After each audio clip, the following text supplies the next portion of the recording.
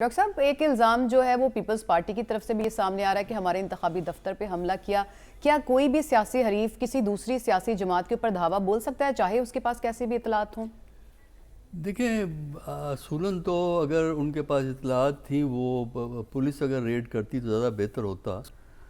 جو طریقہ کار ہے یا ان کی جو انہوں نے اس دفعہ الیکشن کمیشن نے مانیٹرز بھی اپوائنٹ کیے ہیں جو رپورٹ کرتے ہیں کہ کینڈیڈیٹ کیمپین کو ود ان لمٹس کر رہے ہیں, کوڈ آف کنڈکٹ فالو کر رہے ہیں کہ نہیں کر رہے, تو وہ یہ کام کر سکتے ہیں. لیکن اس کو آپ دوسرے اینگل سے بھی دیکھیں نا کہ یہ تو ٹھیک ہے کہ بات پکڑی گئی, آج کل چیزیں کھل جاتی ہیں, لیکن یہ پیسے الیکشن میں تو لگتے ہیں. ہمیں پتہ ہے لوکل باڈیز کے الیکشن میں بھی ہم نے خود دیکھا ہے, اور جو نیشنل الیکشن ہوتا ہے وہاں بھی, لیکن وہ کام بڑی خاموشی سے ہوتا ہے, بڑا انڈر دی کور ہوتا ہے, اور خاموشی سے جو ہیں وہ پیسے دیے جاتے ہیں کچھ فیملیز کو, کچھ لوگوں کو. اور ویسے پیسہ چلے گا, پیسہ اس لیے چلے گا جس ملک میں اتنی غربت ہو, افلاس ہو, تو وہاں بہت سے لوگ کہتے ہیں چلو یار کم از کم تھوڑے پیسے مل جائیں گے تو گندم ہی خرید لیں گے, آٹا ہی خرید لیں گے, چینی خرید لیں گے. تو جہاں ریاست ووٹر کو تحفظ نہ دے وہاں پہ پیسے والا وہ انفلوئنس ایکسرسائز کرتا ہے, جس کے پاس اسٹیٹ کی اتھارٹی ہے کیونکہ اس کی پوچھ کوئی نہیں ہے, جس میں پولیس سب سے زیادہ ہوتی ہے جس کو ہیراس کرنے کے لیے استعمال کیا جا سکتا ہے. ویسے اسٹیٹ کے اتھارٹیز جو ہیں اور سیکیورٹی کے لوگ جو ہیں یہ کام انفلوئنس الیکشن کو کر سکتے ہیں. تو پاکستان جیسے ملک میں اگر آپ یہ سمجھتے ہیں کہ ایبسلوٹلی فیئر فری الیکشن ہوگا, وہ تو ہوتا نہیں ہے. لیکن ہمیں اس کو ڈسکریج کرنا چاہیے, اس کو کنڈیم کرنا چاہیے کہ اس قسم کی حرکتیں نہ ہوں. لیکن یہ اس کی ایک سوشل اور اکنامک بیسس ہے جس کی وجہ سے آپ اس قسم کی حرکتیں دیکھتے ہیں اور لوگ ولنریبل جو ہیں وہ ہو جاتے ہیں, اور اس سے الیکشن کا اتنا زیادہ فرق نہیں پڑتا. ہم نے یہ جتنے بھی الیکشنوں میں دیکھا ہے کہ وہاں اگر تو کینڈیڈیٹ سے مارجن تھوڑا ہے, یعنی کمپٹیشن چل رہا ہے, برابر کی ہے, تب تو جا کے یہ پیسہ کام کر جاتا ہے.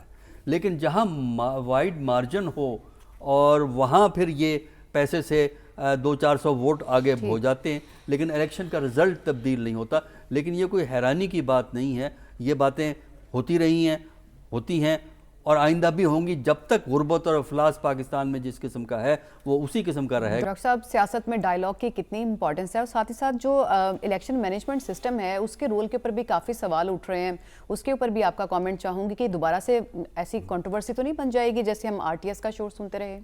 پچھلی دفعہ تو جب سسٹم کولیپس ہوا اس کے بعد کنٹروورسی بنی تھی. اس دفعہ ہم پہلے سے ہی پریمپٹ کرنا چاہتے ہیں. دیکھیے ماڈرن ٹیکنالوجی کے جہاں ایڈوانٹیجز ہوئے ہیں وہاں ماڈرن ٹیکنالوجی کے کچھ نخرے ہوتے ہیں. ان نخروں کو اگر آپ پوری طرح نہیں برداشت کریں گے تو پرابلم ہو جاتی ہے. ماڈرن اس سے پہلے بھی تو رزلٹ ٹرانسمٹ ہوا کرتے تھے اور بڑے طریقے تھے جس کے ذریعے ہوتے تھے, ٹھیک ہے اس میں ٹائم لگتا تھا. اس میں پرابلم یہ ہوتی ہے کہ سسٹم اوور لوڈ سے بھی کولیپس کرتا ہے.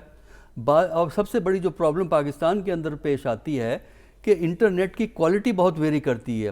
بڑے شہروں کو تو چھوڑ دیں, جب آپ چھوٹے شہروں میں جاتے ہیں, دور دراز کے علاقوں میں جاتے ہیں, وہاں انٹرنیٹ ہی نہیں چلتا, اتنا کمزور ہوتا ہے. تو اس کی وجہ سے بھی یہ سسٹم جو ہے وہ گڑبڑ ہو جاتی ہے. تو اس کے لیے متبادل کنونشنل طریقہ بھی ان کو رکھنا چاہیے جو کہ الیکشن کمیشن نے کہا ہے اس قسم کا.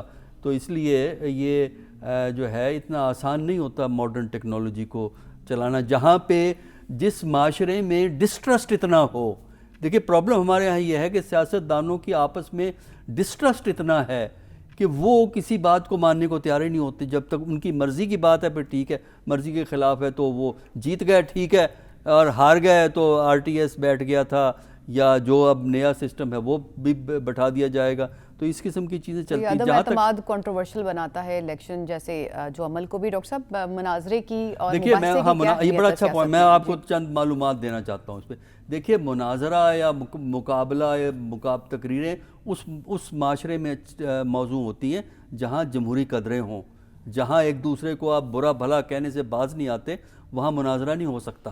دوسرا یہ ہے کہ جس زمانے میں یہ پرائیویٹ سیکٹر TV نہیں تھا, صرف PTV تھا, اس زمانے میں حکومت نے بہت سے الیکشن میں یہ بندوبست کیا تھا کہ ایک پینل انٹرویو کرنے والوں کی بنائی تھی اور وہ پارٹی لیڈر آ کے پہلے 10 منٹ اپنا 5-7 منٹ میں اپنا پوائنٹ آف ویو پیش کرتا تھا علیحدہ علیحدہ، اور پھر اس پہ ایک پینل ان کو سوال کرتی تھی اور وہ پروگرام بعد میں نشر ہوتا تھا. تو اس طریقے سے ہر پارٹی کو یہ موقع ملتا تھا کہ اپنا پروگرام ٹی وی کے ذریعے لوگوں تک پہنچائیں. لیکن جب سے پرائیویٹ سیکٹر آیا ہے یہ سلسلہ پی ٹی وی والوں نے یا الیکشن کمیشن کی اجازت سے ہوا کرتا تھا، یہ بند کر دیا تھا. میرا خیال ہے کہ اس سسٹم کو دوبارہ یہ شروع کرنا چاہیے کہ پارٹی لیڈر آ کے ٹی وی پہ اپنا مینیفیسٹو دے اور پھر ایک پینل جو انڈیپینڈنٹ جرنلسٹ کی پینل ہوتی تھی وہ پینل پھر ان کو سوال کرتی تھی. لیکن اس زمانے میں مجھے معلوم ہے کیونکہ میں کئی دفعہ پینل پہ ہوا کرتا تھا 93 کے اندر ایک بڑے لیڈر کا انٹرویو ہم نے کیا جس پینل میں میں بھی تھا، لیکن اس میں سب سے مشکل انٹرویو جو تھا نا وہی وہ ثابت ہوا. اور سب سے ایزی انٹرویو جو ہم نے کیا تھا 93 کی میں بات کر رہا ہوں الیکشنز کی، وہ نواب نصر اللہ کا تھا. کیا کمال تھا، وہ آئے بیٹھے ملیک سلیک ہوئی جو ان کا روایتی طریقہ ہے. اس کے بعد انہوں نے ایک گو میں سٹیٹمنٹ دی، ایک گو میں سوال دیے. جو 40-45 منٹ کا پروگرام تھا وہ ایگزیکٹ اس ٹائم پہ پورا ہو گیا.